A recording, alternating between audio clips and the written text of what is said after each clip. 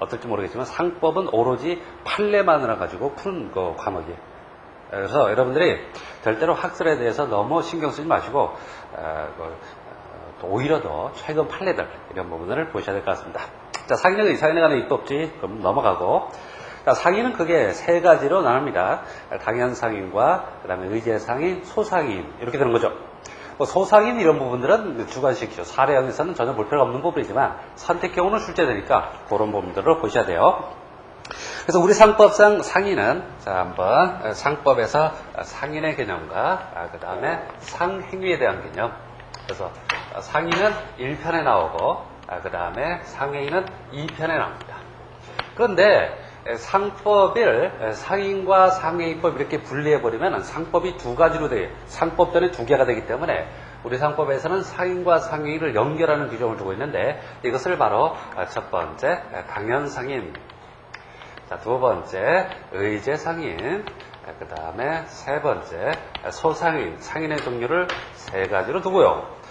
그 다음에 상행위편에서는 첫 번째 영업 기본적 상행위라고 하는 부분을 두고, 두 번째 준상행위라고 하는 부분을 뒀습니다.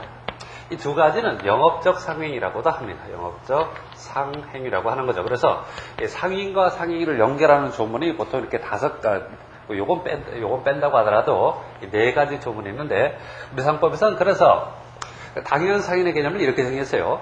자기 명의로 상행위를 하는 자다 해가지고 상행위를 해야만 당연 상인이다 이렇게 했습니다. 자, 그런데 상행위가 상법상 22가지밖에 없거든요. 그래서 22가지 행위를 22가지 이외 행위를 영업을 하게 되면 그 자를 의제 상인이라고 하고 그 행위를 준상행위라고 한다 이렇게 한 거죠. 이게 바로 입법주의입니다. 거기 위에 상인에 관한 입법주의가 뭐냐면 상인과 상행위를 어떻게 연결할 거냐 하는 문제인데, 요걸 위에 거를 실질주의라고 부르고 밑에 거를 형식주의라고 부르거든요. 시험에 안 나옵니다. 요즘에 이런 거는 시험에 안 돼요. 그래서 어쨌든 상법이 이렇게 네 조문을 묶었다 이렇게 하는 거죠. 지금 여기서 보는 것은 당연상인의 개념을 보는 겁니다. 그래서 당연상인은 자기 명의로 상행위를 해야 되는 거죠. 이것은 바로 권리 의미의 법적인 귀속 주체가 된다 이런 뜻이 되겠죠. 첫 번째 주제. 그런데 여기서 자기 명의라는 것은 권리 의미의 귀속 주체이기 때문에 특히 이런 것들은 회계사나 세무사 시험에도 상법 시험이 있는데, 그 회계사 세무사 수험생들이 가장 어려워하는 게 상법이거든요. 자기 명의가 무슨 뜻인지 모른다는 거죠. 근데 여러분들은 민법을 하니까 자기 명의의 의미를 아는데 다른 수험생들은 그걸 몰라요. 다른 시험에서는 민법을 하지 않은 수험생들은. 그래서 이런 걸 자주 냅니다. 세 번째 쪽 보시면 자기명의라는 것은 납세명의 또는 신고명의와는 완전히 다른 거다라는 거죠. 부인의 명의로 신고하고 남편이 영업을 한다면 남편이 부인의 명의를 자기 명의로 사용한다 이렇게 표현한다는 거죠. 기출문제에서는 많이 나오는 질문입니다. 그래서 자기 명의와 또 영업신고 명의는 다른 거다 이렇게 되는 거죠. 됐습니다. 자, 다음 페이지 보시면 두 번째, 자기 명의로 상행위를 해야 되는데, 이 상행위는 상법상 22가지로 정해져 있어요. 그런데 이 상행위를 한다고 무조건 당연 상인이 되는 게 아니라 영업으로 해야 되는 거죠. 그래서 상행위는 상법 46조에 열거된 기본적 상행위를 말하고, 보통 그 판례에서 상행위라고 부를 때는 이것만을 얘기합니다. 판례에서 상행위라 이렇게 부를 때는 이런 상행위도 있어요. 영업적 상행위, 준상행위인데 상행위다 이렇게 부를 때는 요 기본적 상행위만을 의미한다 이렇게 하는 거죠. 그래서 판례는 그 두 번째 줄, 이런 문장은 주관식에서도 활용할 수 있기 때문에 영업을 한 다음은 영리를 목적으로 동종행위를 계속 반복하는 것, 이런 것들은 반드시 암기를 해 놓으셔야 되겠죠. 듣고, 자, 그러면 당연사연의 개념에 기초가 되는 상행위는 몇 가지냐? 상법적으로는 22가지가 있습니다. 기본적 상행위는 22가지가 있다는 거죠. 그런데 이 22가지 행위를 한다고 하더라도 오로지 두 번째 줄 임금을 받을 목적으로 물건을 제조하거나 노무종사자 행위는 기본적 상행위를 하는 것으로 보지 않고 보통 이것을 기업성이 없다 이렇게 부릅니다. 따라서 기본적 상행위는 22가지를 한다. 그래서 한정성. 그 다음에 영업을 한다. 그래서 영업성. 그 다음에 오로지 임금을 받을 목적으로 물건을 제조하거나 노무에 종사해서는 안 된다. 다음 페이지 보시면 반가로 3번에 기업성 이렇게 있습니다. 자, 여기서 이제 집중적으로 봐야 될 부분이 바로 영업으로 한다. 이렇게 되는 거죠. 자, 판례에서는 앞페이지 보시면은, 앞페이지, 2페이지 메뉴 보시면 영업을 한다는 것은 영리를 목적으로 동종행위를 계속 또는 반복하는 것을 말한다. 이렇게 되는 거죠. 그래서 판례에서는 그 영업으로 한다는 말의 의미를 세분해서 설명하지는 않고 영리를 목적으로 동종행위를 계속 반복하는 이것을 영업으로 한다. 이렇게 되는 거죠. 자, 그런데 요거를 우리 학설에서는 영업으로 한다는 것을 영업성이 있다. 이렇게 하고 영업성의 의미를 세 가지로 세분합니다. 첫 번째, 영리성이 있다. 그 다음에 계속성이 있다.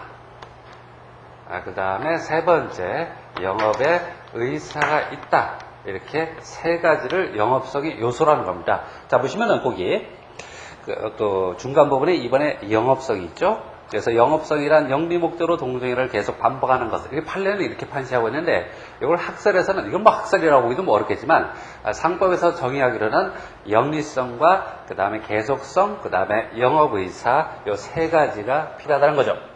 자, 요거에 중요한 게 뭐냐면, 영리성이 있다고 해서 이익을 내야 되느냐 하는 거죠. 그럴 필요가 없다는 거죠. 또 이익을 어떤 식으로 처분해야 되느냐, 그런 것도 필요 없다는 거죠. 자, 다음에 계속성이 있다고 해서 실제로 계속해야 되느냐? 그것도 아니라는 거죠.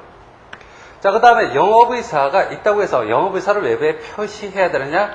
그것도 아니라는 거죠. 자, 이게 무슨 말이냐면 상인이 영업으로 상행위를 한다는 말은 이익을 얻어야 된다. 그것도 아니고 계속해야 된다. 그것도 아니고 영업의사를 표시할 필요도 없습니다. 자, 뭐냐면 그 사람이 그 행위로 해서 이익을 얻으려고 한다. 또 그 사람이 계속하려고 한다. 또 그 사람이 영업을 하려고 한다는 것을 외부에서 객관적으로 인식할 수 있으면 되는 거죠. 이게 바로 당연 상인에서 가장 중요한 개념입니다. 저 객관적 인식 가능성설 이렇게 하는데, 이건 이제 상인 자격 취득 시기에서 더 자세히 보겠지만은, 이 실제로 이익을 얻었다, 계속했다, 표시했다 이게 아니라 그러한 영업성이 있다는 것을 외부에서 객관적으로 인식할 수 있으면 되는 거죠. 그래서 객관적으로 표시하는 게 아니라, 외부에 표시하는 게 아니라 객관적으로 인식할 수 있습니다. 자, 보시면은 이러한 영업성 그 판례 밑에 영리성, 계속성 및 영업의사를 요건으로 하는데, 상인의 영리성이나 상인의 주관적 목적으로 존재하고 객관적으로 인식될 수 있으면 촉하다는 거죠. 객관적 인식, 이게 바로 핵심이랍니다. 즉 상인 개념 또는 상인 자격 취득 시기에서 가장 중요한 개념이 바로 객관적 인식이에요. 그러니까 그 이익을 얻느냐, 이익을 어떤 식으로 처분했느냐는 상관없다는 거죠. 다음 페이지 보시면 또 계속성, 반복성이 필요하지만은 거기에 두 번째 줄 끝에 영업의사를 객관적으로 인식할 수 있는 한 실제로 계속 반복적 행위가 있었느냐 여부도 중요한 게 아니라는 거죠. 실제로 반복할 필요도 없다는 거죠. 자, 그 다음에 영업의사가 실제로 존재해야 되는 게 아닙니다. 그 사람은 영업의사가 없다 하더라도 외부에서 저 사람이 영업을 하려고 하는 것을 객관적으로 인식할 수 있으면 된다는 거죠. 그래서 두 번째 줄 끝에 이러한 영업의사는 반드시 일반 공정에게 표시해야 하는 것을 아니고 거래관계에 있는 당사자 사이에서 인식 앞에다 객관적이라는 말을 집어넣으면 되겠죠. 객관적으로 인식할 수 있으면 된다. 그래서 이걸 너무 세분해서 할 필요는 없고요. 영리성과 계속성 영업의사가 객관적으로 인식될 수 있으면 된다는 거죠. 조금 이제 상인자격 취득 시기에서 자세히 보게 되는 거죠. 즉 당연상인의 개념에서 가장 중요한 것은 영업성인데, 영업성을 어떻게 한다? 객관적으로 인식할 수 있으면 그 사람을 당연상인으로 본다는 거죠. 자, 그 다음에 기업성이라는 것은 오로지 임금을 받을 목적으로 물건을 제조하거나 노무종사자 행위는 너무 영세하고, 그 다음에 거기서 수익을 창출한다고 해서 상법을 적용할 필요는 없다. 이렇게 되는 거죠. 그래서 기업성을 요건으로 한다는 거죠. 자, 다음에 아주 요즘에 출제가 많이 되는 부분, 의제상인입니다. 당연상인은 영업성 빼고는 낼 게 없어요. 왜 그럴까요? 22가지가 딱 정해져 있으니까요. 상법 46조에 그러한 상행위 22가지를 딱 정하고 그 행위를 하면 당연히 상인이 되고, 그래서 영업을 한다. 이것만 충족하면 되잖아요. 근데 의제상인은 뭐냐면 자, 보세요. 자, 기본적 상행위 한다 또는 상행위를 한다 한다는 거죠. 이 행위를 영업으로 하게 되면 이것을 당연 상인이다 이렇게 부르는 거죠. 자, 그런데 이런 존재들이 있어요. 상행위가 아닌데 영업으로 하는 자들이 있다는 거죠. 만약에 당연상임한